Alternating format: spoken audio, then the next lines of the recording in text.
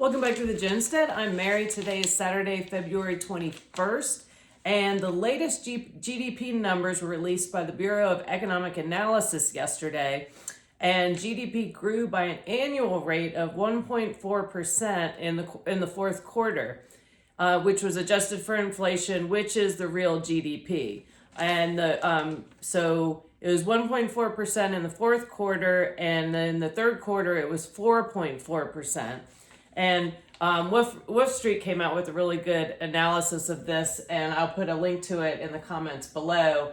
And his article was titled "Hot Inflation and Plunge in Federal Government Spending Slam Real GDP, but Trade Deficit is the least bad in 2 years." And he went on to report to say what slammed real GDP. So the first was hot inflation adjustments, and the inflation measure for the overall economy.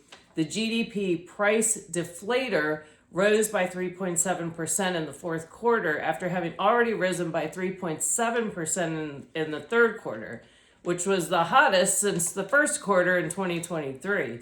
And the price index for gross domestic purchases, which reflects inflation adjustments in GDP except for imports, so domestic inflation accelerated to 3.7% in the fourth quarter, which is the worst in 3 years.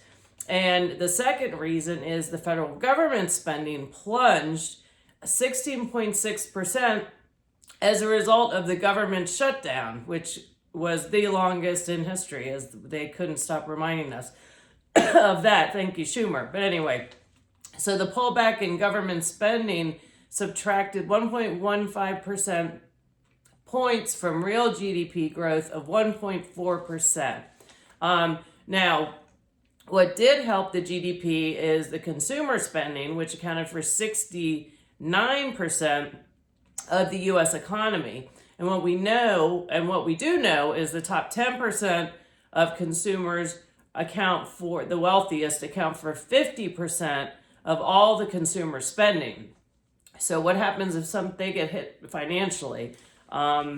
It'll be devastating to our economy. And also, our economy should not be so dependent on government spending, which ultimately is taxpayer. It's our money that the government is spending, but the government should be the smallest financial entity in the country, and private businesses and industry should be what's driving everything.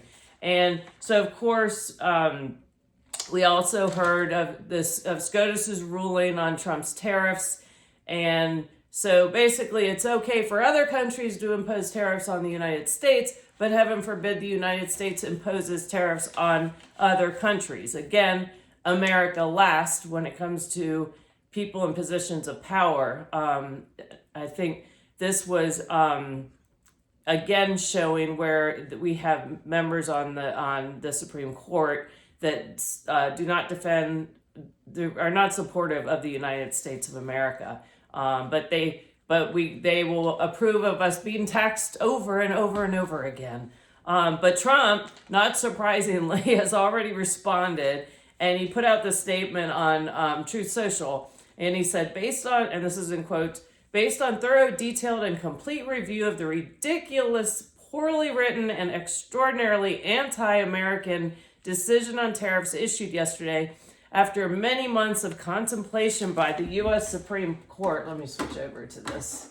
By the Supreme Court, he said, please let this statement serve to represent that I, as President of the United States of America, will be effective immediately raising the 10% worldwide tariff on countries, many of which have been, quote unquote, ripping the U.S. off for decades without retribution until I came along, to the fully allowed and legally tested 15% level.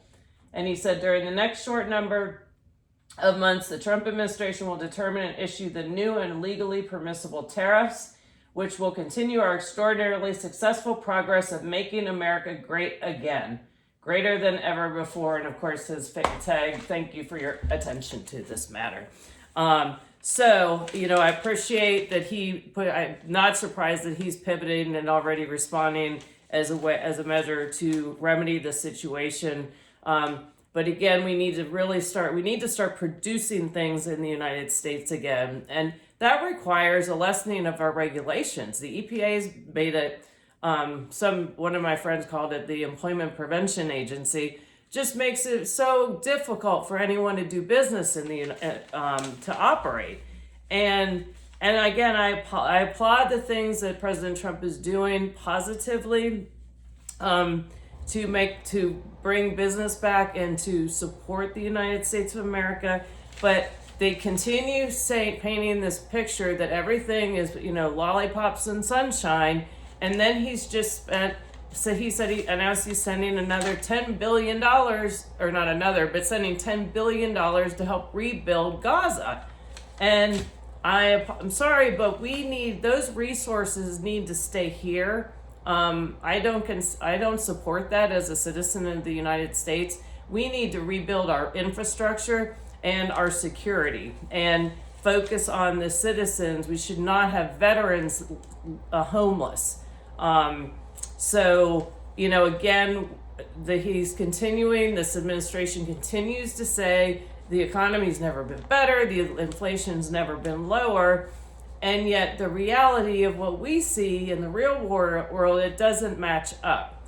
And I don't know why they do that. And it's very frustrating to me, as you all know. So, and again, and here's an indicator, this is not a good sign of a healthy economy. On Tuesday, UPS announced plans to shutter 22 facilities across 18 states.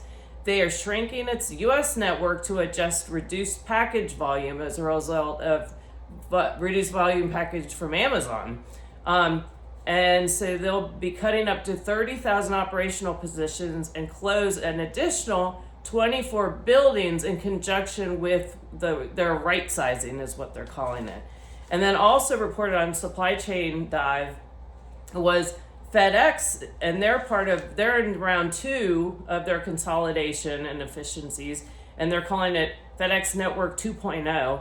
And they've already shuttered 150 facilities, and so far under the 2.0, the layoffs have been in the hundreds. And they actually, on this article, it has a list of the exact locations, but a lot of the number of employees impacted has yet to be seen. So you can follow it on that if you'd like, and I'll link that below as well. So, those are significant reductions, both just from their overall in office spaces and facility spaces, and then their employees. So you have more people losing jobs.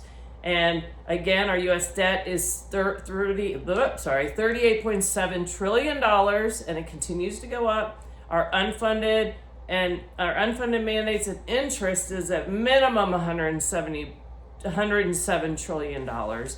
Many believe, and I included, that it is significantly higher than that. But with all this, our president, the war drums continue.